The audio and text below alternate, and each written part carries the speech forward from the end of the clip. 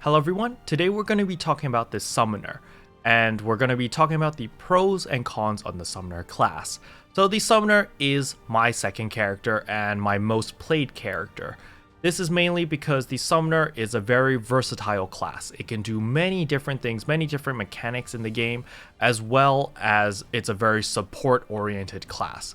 Although its damage is not the highest in the game compared to a Gunslinger, compared to a Force Master, however, it does hold its own. For example, in my raids, I am in the top 6 DPS within my raid, so it's not too bad in DPS terms.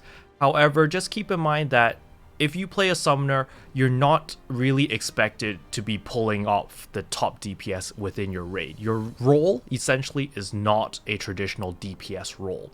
Your role would be more an in-between of a DPS role and a support role, more leaning towards the support role.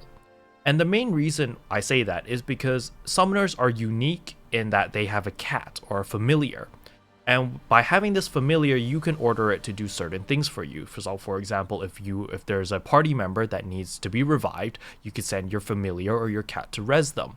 You can also use your cat to CC certain bosses and certain enemies even though you're not there. You can also use it to cat taunt certain mobs so that you can cat taunt a mob across the map, and then you can run to the other end while you're doing something else.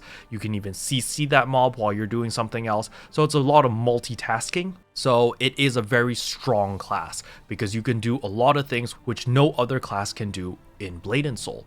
And that is one of the reasons why I really enjoy playing the Summoner. It's because of its versatility and its flexibility. However, as I said before in my Gunner video, every class in Blade and Soul has its niche, has its special move. So in this case, the Summoner's special move is Farewell. The way Farewell works is if you are dead, you can use your cat as a mass revival charm. Your cat will float up into heaven and revive you as a guardian angel. It will revive you and everyone in your party.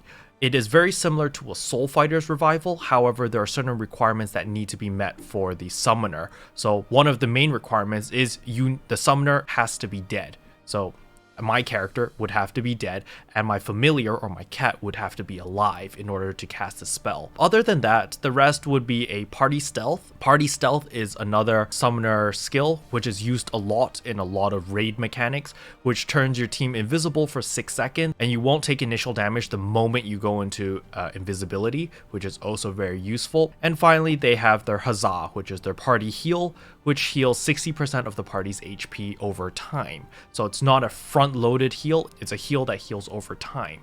As well as it reduces your cooldown every time you block. It reduces all your cooldown skills by 1 second, and this includes everyone in your party throughout this duration of the heal, which is very, very useful. Those are the benefits of the Summoner. However, obviously there are also weaknesses for the Summoner. Their main weakness is mobility. The Summoner is one of the most immobile classes in the game, followed by the Warlock. I think Warlock may be even more immobile than the Summoner. However, these two classes are the slowest classes in the game. In order for them to get from point A to point B, it's going to take significantly longer for them to get to that point compared to any of the other classes in the game because they have no movement spells. So in this game, there are a lot of movement spells, such as your SS, which is a backward flip, which gives you an iframe. However, other classes also have their E and Q, which give them other iframes, which are invulnerability frames, and also give them extra movement in order to get to point A to point B faster. However, the Summoner and the Warlock really only have their SS, or their backflip. Other than that, they do not have any other mobility spells. So they are at a significant disadvantage when they need to move fast to do certain mechanics. So that is the main weakness on Summoner.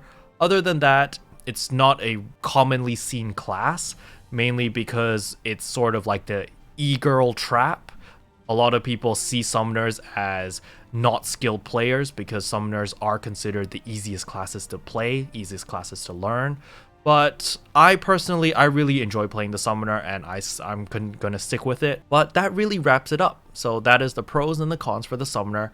I recommend this class to anyone who enjoys playing the support class, or anyone that enjoys playing a range class and being versatile and being able to support your fellow guild members or your fellow party members.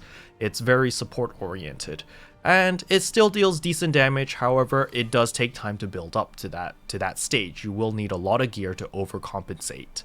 But yeah, anyway, I hope this video helped. If it did, I would appreciate a subscribe. It really does help out the channel, and thanks for watching. See you guys next time. Bye.